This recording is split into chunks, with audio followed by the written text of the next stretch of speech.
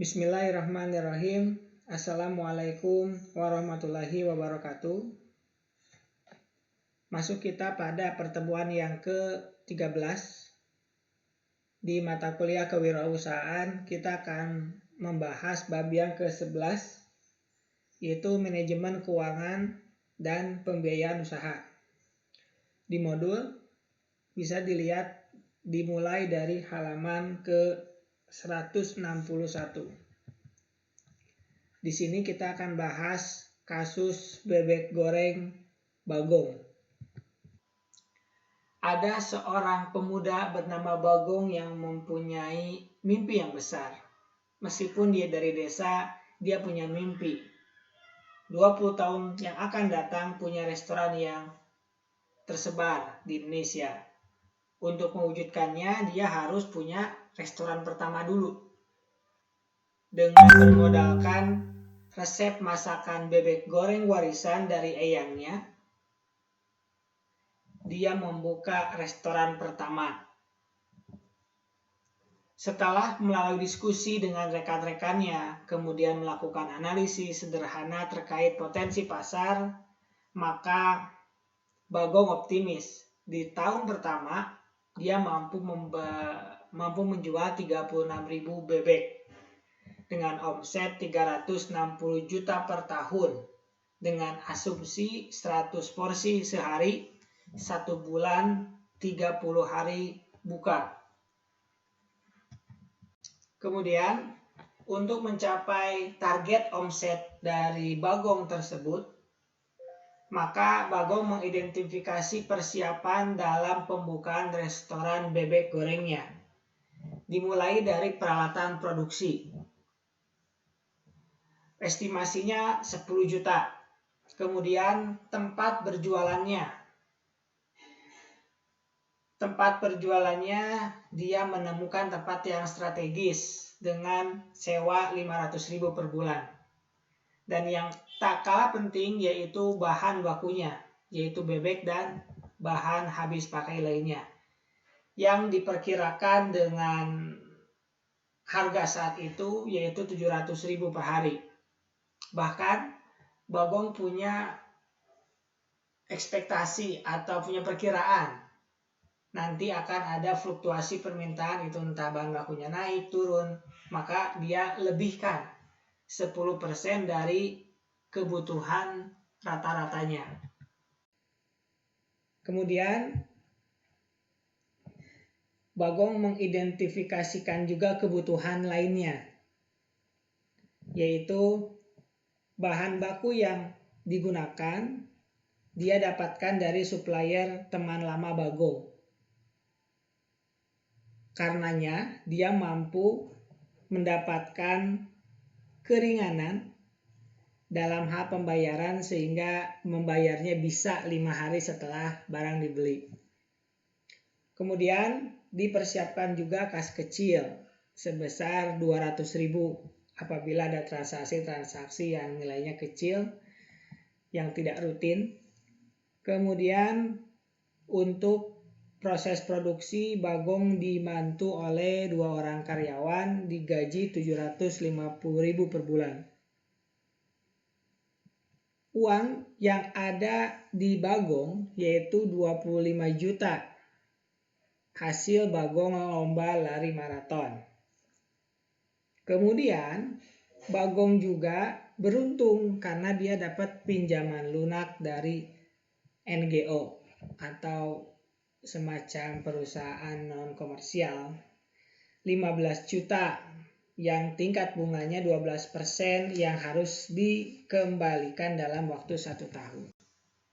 Kemudian dari proses produksi yang dilakukan oleh Bagong teridentifikasi bahwa BHP-nya itu atau bahan habis pakai dan biaya bahan baku 7.000 per porsi. Kemudian untuk mendukung penjualan Bagong juga mengeluarkan pemasaran 100 per bulan, kemudian 25.000 per bulan. Ini 100.000 per bulan maksudnya. Harga jualnya 10.000. Kemudian untuk memaksimalkan penjualan Bagong mencadangkan piutang kepada pelanggan setianya sebesar 300.000 per bulan. Jadi ini dari mulai ide dari mulai mimpi, breakdown ke target penjualan, breakdown lagi kepada supplier, kemudian pemasaran, kemudian hal-hal yang berhubungan dengan produksi. Intinya ada di sini tentang angka-angka kita keluarkan. Selanjutnya, untuk mobilisasi usaha, Bagong menggunakan motor yang harganya 10 juta, tapi karena masih pemula, belum membayar pajak atas bisnisnya. Seperti itu. Nah, ini diminta buat neraca, kemudian modal, kemudian tingkat keuntungan, kemudian income statement, laba kotor, laba bersih, ROA, ROE, dan lain sebagainya. Kita lihat, kita udah tahu ini adalah format dari neraca. Kita tinggal masukkan data-data yang ada, maka kita bisa menyajikan neraca, di mana total aktiva harus sama dengan total pasiva. Ini kerjaan kamu semua sendiri ya. Udah makanan sehari-hari. Oke, kita lanjutkan. Kita akan menghitung modal kerja dan tingkat keuntungan dari modal yang diinvestasikan. Jadi modal kerjanya tadi ada aset lancar terkait operasional, tadi ada uang yang dimiliki oleh Bagong, hasil maraton, kalau nggak salah 25 juta ya. Kita lihat. Oh ya, salah. 5, ya betul, 25 juta ini. Kemudian dapat pinjaman sebesar 15 juta. Kemudian aset tetap tadi motor seharga 10 juta. Jadi berapa modal kerjanya? Tinggal dijumlah. Aset lancar 25, kewajiban lancar 15 ditambah 10. Seperti itu.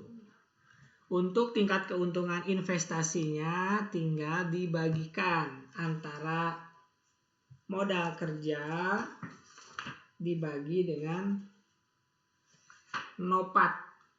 Apa itu nopat? Kita lihat nanti ada jawabannya di belakang. Nah, ini untuk proyeksi laba rugi. Di sini ada formatnya, kalian juga udah tahu. Kemudian ini menghitung margin. Laba bersih dibagi penjualan, berapa persen nanti marginnya. Kemudian ROA, tingkat pengembalian terhadap aset. Kamu udah pelajari ini. Kemudian tingkat pengembalian terhadap modal atau ROE, berapa persen untuk menghitung seperti itu. Nah, laba kotor, laba bersih, kemampuan bayar utang. Untuk laba kotornya gampang, kita tinggal dikurangkan antara penjualan dikurangi HPP, laba bersihnya dikurangi biaya-biaya gitu. Kemampuan bayar utangnya dihitung dari laba operasi dibagi beban bunga. Tadi beban bunganya 12% untuk 1 tahun. Itu berapa beban bunganya? Kemudian di sini ada efektivitas pengelolaan aset dan kondisi likuiditas keuangan. Perputaran inventory atau sediaan kita hitungnya dengan cara sales bagi inventory, kemudian perputaran aset atau aset turnovernya sales dibagi total aset, kemudian aset likuiditasnya aset lancar dibagi kewajiban lancar. Nah, kita akan lihat pengelolaan keuangan untuk startup bisnis. Jadi kita harus tahu basic financial management startup sampai ke bawah. Dan kita punya ilmunya di sini. Kita mempelajari ini semua di mata kuliah yang lain. Nah, ini hanya sekedar mengulang saja. Yang merah ini adalah fixed cost, karena fixed cost itu tidak dipengaruhi oleh aktivitas seperti biaya sewa, kemudian abodemen, dan lain sebagainya. Pokoknya berapapun jumlah unit yang diproduksi, dia itu nilainya tetap. Beda dengan variable cost. Kemudian kita perlu untuk menghitung break even point atau bahasa sederhananya balik modal. Atau cara sederhananya balik modal ya. Nah, bagaimana cara menghitungnya? Nah, ini NPV ya. Kalau misalkan kita mau menghitung apakah ini reliable atau enggak bisnisnya. Di sini ada cara-cara. Saya tidak terlalu ingin mendalam masalah ini karena ini skupnya atau modalnya itu harus besar. Sedangkan yang sedang kamu kerjakan itu nilainya mungkin relatif lebih kecil. Tetapi target-target kemudian biaya-biaya baik itu yang harus dikeluarkan saat ini atau harus yang dikeluarkan nanti, kemudian apa yang harus dilakukan nanti, itu pun wajib dilakukan. Seperti itu. Nah, untuk menghitung neraca ya,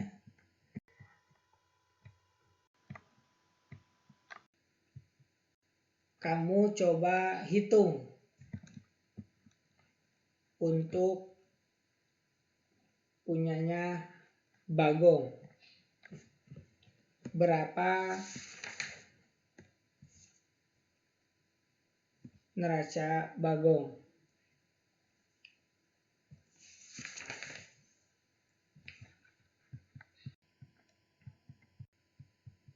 Oke, kita lanjutkan. Saya ingin kamu menghitung neraca seperti ini. Kemudian menghitung laba rugi sampai dengan hari ini.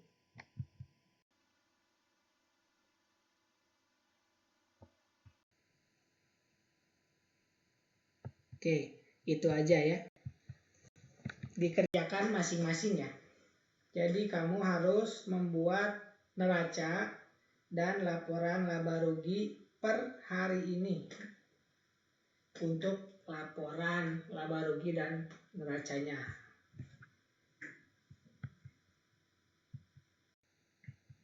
Oke, kemudian yang ketiga, kamu diminta untuk menghitung break even point. Kalau misalkan neraca sama laba rugi, saya yakin udah pada bisa ya. Kalau break even point juga sebenarnya pada bisa juga ya sebenarnya. Mungkin saya coba kasih contoh aja gitu. Rumusnya kalian, jadi intinya kalian itu diminta berapa sih kuantitas yang harus dijual agar modalnya itu balik. Misalkan kamu itu punya biaya tetap 1.250.000 biaya tetap. Berarti biaya tetap itu harus dikembalikan. Ya. Biaya tetap itu harus dikembalikan. Kemudian kamu punya harga jual. Harga jualnya misalkan 15.000. Kemudian biaya variabel per unitnya atau HPP lah ya. HPP-nya misalkan 12.000. Jadi nanti menghitungnya biaya tetap dibagi harga jual dikurangi HPP. Itu dapat nanti BEP-nya, berapa jumlah kuantitas minimal. Jadi setelah lewat dari batas itu berarti penjualan berikutnya itu udah laba. Oke, kita kasih contoh yang lain. Yang bagong ini ya. Kalau misalkan yang bagong, dia menjualnya kalau nggak salah itu 10.000. Kemudian bahan habis pakainya 7.000. Jadi berapa? 3.000 ya. Kemudian biaya tetapnya yaitu 6 juta. 6 juta.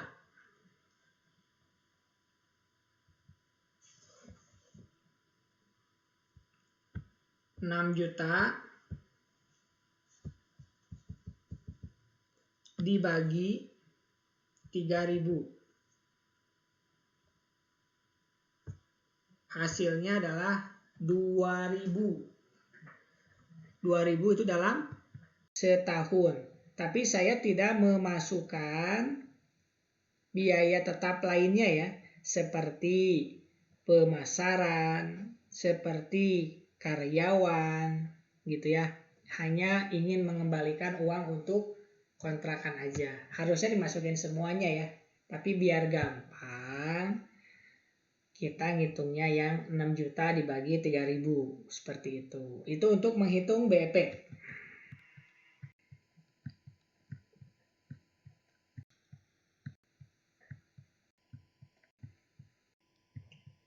Kita lanjutkan. Untuk NPV yang ini nih saya rasa tidak perlu ya, terlalu ribet ya. Nah ini yang penting, money management strategis.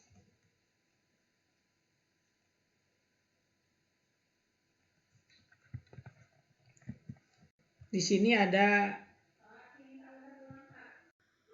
penjelasan-penjelasan tentang laporan-laporan yang ada di sini.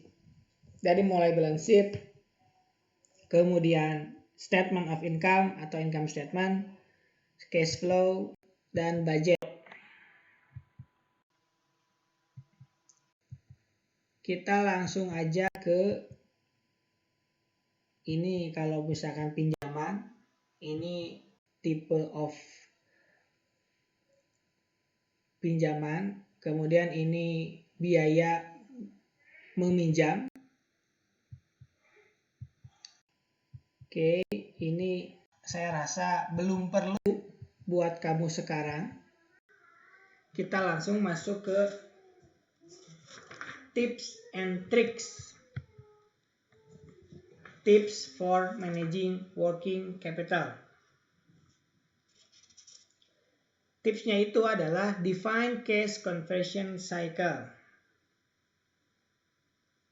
Kita harus menentukan siklus dari konversi cash dari asalnya investasi, produksi, jual, kemudian piutang dapat cash lagi.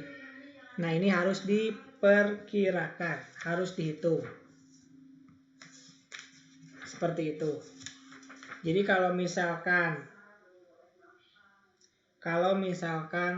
kamu itu harus produksi, berarti cash, belikan bahan baku, kemudian produksi, kemudian jual, itu harus diproduksi berapa lama waktunya. Jadi itu yang pertama ya, tentukan siklus konversi kas. Yang kedua, optimalkan kebijakan cash management. Maksudnya menggunakan anggaran kas itu agar tidak terjadi penumpukan kas atau malah minus. Yang ketiga, optimalkan kebijakan inventory management. Jangan sampai inventory itu numpuk atau bahkan jangan sampai inventory itu kurang. Kemudian use AR manajemen policy atau optimalkan kebijakan manajemen piutang dan manajemen utang. Seperti itu. Nah, ini untuk tips dan trik mencari pinjaman yang aman. Harus tahu dulu bisnis kita itu seperti apa, makanya kamu diminta untuk membuat bisnis ini, menjalankan bisnis ini.